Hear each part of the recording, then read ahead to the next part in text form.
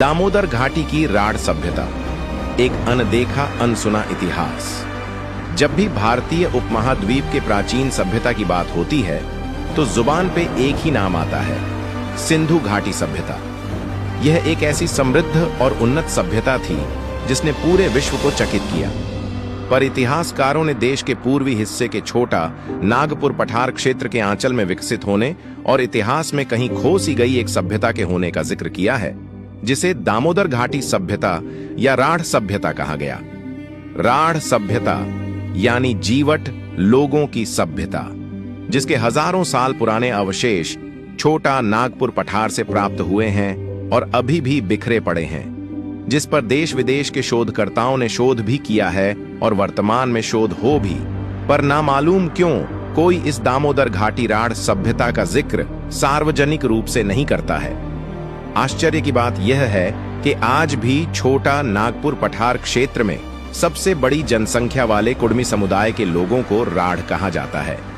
छोटा नागपुर पठार में आदिम युग के साक्ष्य में गुफा चित्र, पत्थर के औजार, माइक्रोलिथ जो मेसोलिथिक तथा नवपाषाण काल के अवशेष है, जो यहाँ मानव सभ्यता के प्राचीन इतिहास की ओर इशारा करते हैं। गोला, कुसुमगढ़, बड़कागांव, बांसगढ़, मांडू, देसगार, करसो, पाराडीह, बरागुड़ा, रजरप्पा और अन्य गांव से पुरातात्विक अवशेष में पाषाणकालीन मानव द्वारा निर्मित पत्थर के औजार मिले हैं। विशेषकर हजारीबाग जिले के इस्को में प्राचीन गुफा चित्र पाए गए हैं जो मेसो ताम्र पाषाण काल 10,000 से 5,000 ईसा पूर्व के हैं। पुंकरी, बरवाड़ीह में मिले मेघालिथिक समाधि स्तंभ, जिनकी तिथि 3000 ईसा पूर्व से भी पहले की मानी गई है, ये सभी प्रमाणित करते हैं कि इस क्षेत्र में एक परिपक्व और संगठित सभ्यता विद्यमान थी।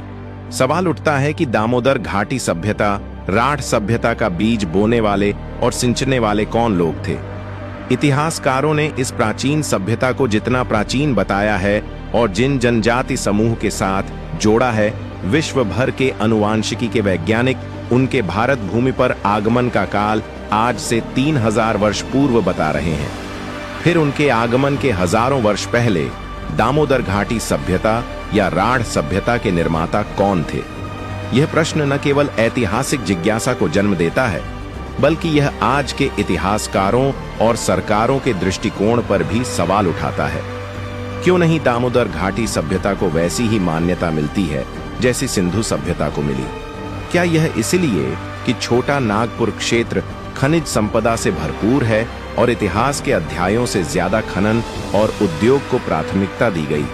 यह दुर्भाग्यपूर्ण है कि इस क्षेत्र के अमूल्य पुरातात्विक साक्ष्य और सांस्कृतिक पहचान को योजनाबद्ध तरीके से उपेक्षित किया गया। यह केवल अतीत को नजरअंदाज करना नहीं, बल्कि भविष्य की पीढ़ियों से उनकी विरासत छीनना है। आज समय की मांग है कि छोटा नागपुर पठार के इतिहास का दोबारा गहन अध्ययन हो। यहाँ की प्राचीन सभ्यता को मान्यता मिले, इसे संरक्षित किया जाए और इसे विश्व मंच पर प्रस्तुत किया जाए। राढ़ सभ्यता केवल पत्थरों की कहानी नहीं है, यह एक जीवंत सांस्कृतिक विरासत है जो आज भी लोगों के नाम, बोली, परंपराओं और रहन सहन में जीवित है। आइए इस अद्भुत परंतु उपेक्षित सभ्यता को उसका उचित स्थान दिलाएं।